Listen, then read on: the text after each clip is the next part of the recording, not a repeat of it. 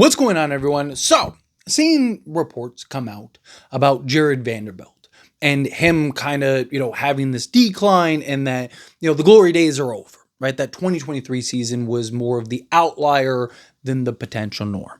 And of course, it's possible, right? However, I'm not fully there yet, right? I don't think it's properly fair to judge Jarred Vanderbilt off of just last season, right? The previous year, we hardly got to see him. And then last year, he comes in off of double foot surgery, right? And the reports and, they even had like Jovan Buha and some statements he said, which it was nothing like critical. He was just like, hey, basically, can he get back to being that 2023? Like that was essentially his ceiling. And is he going to be able to retap that again? But again, posing the question of like, hey, is the glory days of Jarred Vanderbilt over? Right? And it is possible. Double foot surgery is no joke. Right? And if he's unable to kind of get that footing, I talked about it all season last season, that he was just a step behind. Right? I talked about it. Like, there was plays and sequences, and, I did the post-game live streams and stuff like that, and I was just like, man, there's these plays, these sequences that Jarred Vanderbilt just doesn't miss that, right? Or he get beat and blown by and in a position like where it's like, that doesn't happen in 2023, without a doubt, no doubt about it, right? But again, he was coming off a double foot surgery. Talked about his three-point percentage declining and dropping again. And it's like, again, yes, he worked on his three-point shoot. People act like he was working on it last season, right? Just for the timeline for everybody. Lakers trade for Jarred Vanderbilt. He's unbelievable. Lakers immediately become the best defensive team in all of basketball with him and Anthony Davis. Then the following year, he works on his three-point shot. All of us go, oh my gosh, Jarred Vanderbilt's coming. We get into preseason. Jarred Vanderbilt goes 3 of 5 from three-point range. We're all like, oh my God, can't wait. That's it. It's over for the league. And then he ends up getting hurt and misses nearly the entire season. And then the following season, which was last offseason, right? He ends up having double foot surgery and isn't able. He had to essentially learn to walk again. So to expect him to come in and have that improvement, right? Because I get comments all the time because I've talked a lot about Jarred Vanderbilt and people have been like, oh, well, we hear this every year, except we haven't, right? Like we heard it 1 year so far with the Lakers because last year, again, he had double foot surgery. He wasn't able to work out a shot and do all these things. He was trying to get back into basketball shape so he could actually be on the basketball court to some extent. And even then, he was still the most versatile defender in all of basketball. Not my opinion, a literal statistical fact. I did an entire video on it, but I'll briefly break it down in this video because we're talking about it, right? So, this isn't from me. This is from Cranjis McBasketball, which I'm sure many of you do. He's a big stat guy and all that stuff. So, says, Jarred Vanderbilt was the NBA's most impactful, versatile defender this past season. Again, this post was July 25th or July of 2025, right? So again, last season, how often he guarded each position. The point guard position was 20% of the time, 19.9%. The shooting guard position was 19.3% of the time.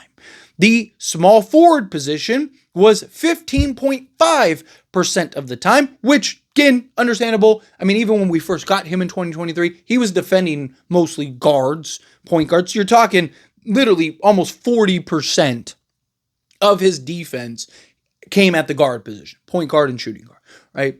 Because of the Western Conference, you look, it's mostly point guards and shooting guards. And then, Jarred Vanderbilt in spots defended his fewest percentage was defending threes. His largest total percentage was power forwards at 24%, and then centers at 21.3%. So, again, you're talking 45.3% was big men, essentially, power forwards and centers, and then 40% was the point guard and shooting guard position, the guard position. His balance guarding 1 through 5 ranked 4th in the NBA. He had the highest impact of the top 10 in that versatility. He was still last year missing, being a step behind, coming off a double foot surgery, and was still top 4, and the best overall in those rankings, while defending power forwards and centers the most majority of the time, right? I mean, again, he did that coming off of double foot surgery. And it's not like he had a year or two to recover. He literally went from that to immediately jumping in the league. Lakers had to have him on minute restrictions most of the league. And we're trying to, let him get back into game shape. Now he's going to have an entire offseason, entire training camp, entire preseason, an entire regular season to get back to being that guy. Oh, and by the way, his three-point shooting, right? Because that's the biggest problem we've talked about before. He is a serviceable three-point shot away from being decent. He was also 36% from three-point range in the strong side corner, which is the right side, right, where the majority of the action is, because usually slotted in at the 3. Right? And that 2023 season, he was 37%. Right? So if you can kind of work it to where he can make a majority of those, but regardless, he's not going to take a bunch of threes, right? Can he do a better job of finishing around the rim? That's probably the biggest concern and the biggest knock. And in my opinion, probably the biggest thing he needs to improve on, right? The three-point shooting obviously would be nice, but a couple things about the three-point shooting, right? One, right? He's one of the better just slashers, cutters, movers without the basketball, crashing from the corners on the glass to get a second chance point, so on and so forth, right? So you're going to have him in a lot of action. You're going to have a lot of him in a lot of movement, right? So, and the amount of threes that he takes is going to be very minimal, right? Like he's probably not taking 6-7 threes a game. Now, he's probably taking 2-3 threes a game, right? But also, with Luka Doncic, I've talked about this before, Jarred Vanderbilt's lack of shooting won't be as harmful as it was with Anthony Davis and LeBron James. For a couple reasons. Since that 2023 season, one, LeBron James has been much better shooting the basketball, been much improved in that regard. And if that can continue and sustain, then obviously now it's not as big of a liability because now LeBron's not as reliant on the paint. Right? Before, LeBron wants to put his head down, shoot the basketball, or he wants to drive and then kick out shooters, usually the weak side corner, and then or finish at the rim and bully his way to the rim. Now, he still loves to do that, but we've seen him take more threes and shoot it at an efficient clip, and I think he's going to kind of continue that. I wouldn't be surprised if he actually uptakes it a little bit, playing alongside Luka Doncic and kind of letting Luka be Luka, and he fits without the basketball. The other part of Anthony Davis is Anthony Davis isn't really a jump shooter, right? LeBron James and Anthony Davis, of course, can take jump shots. Of course, they can shoot over the top, but it's not their preferred game. Like Anthony Davis isn't trying to shoot over the top of the defense every possession. He's more often than not getting the basketball. One, he's not the setup guy, right? He's the guy getting set up. And he's either making a move after he did it, or he's in the triple threat, taking guys off the dribble, putting them in the rim, or, knocking down the little elbow, getting to his spot, or doing that little, the little floater that he likes to do, kind of in that 8-foot range, right? He's taking some jump shots, but not to the degree in which like a Luka Doncic is. Luka Doncic isn't worried about the paint being packed. Anthony Davis and LeBron James were. Right? Because if they pack the paint and leave Jarred Vanderbilt wide open, right, that hurts LeBron and Anthony Davis because they want to operate in the paint, right? They want to do most of their damage in the paint. How did the Lakers win the in-season tournament? They literally just put LeBron James and Anthony Davis on the block and ran everything through them in the painted area, and the Indiana Pacers had zero answer for them.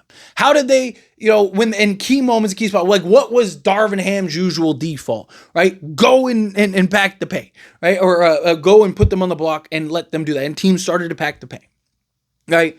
Luka Doncic, he's comfortable shooting over the top. He's comfortable with, he wants to create that dribble penetration, collapse the defense, easy lob threat or outlet pass, or he's, just again, stopping on a dime, shooting over the top. Right? So now you start to collapse because you're worried because he's cooking you.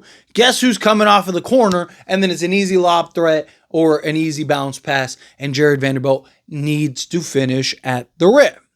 So this idea that Jarred Vanderbilt, like, the best days of him are behind us, I don't necessarily agree with. It could be, right? But I think we need to give him a fair shake beyond the one season he had coming off a double foot surgery. I don't know if I said that enough.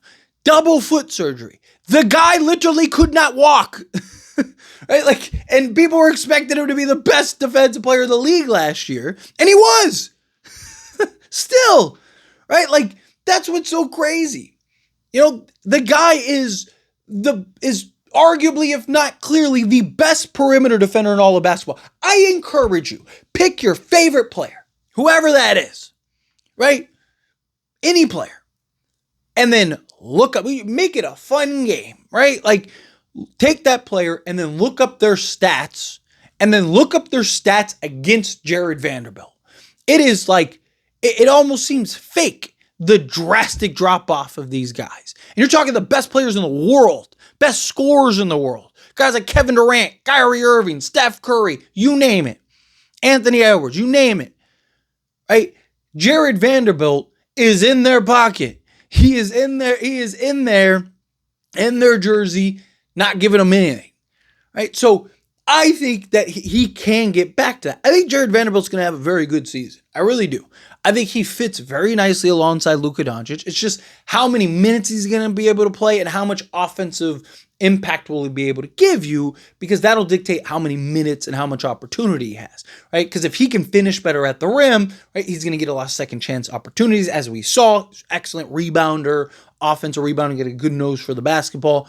He's going to be able to get putbacks and do all that other stuff, while also being a slasher and cutter alongside Luka and playing off of Luka. And like I said, he's so quick off of those breaks that, like, he's going to be able to kind of get there, squeeze in, get to his spots, and then if he can, not be butterfingers and actually finish strong, finish through contact, all that other stuff, I could easily see him be a double-digit scorer.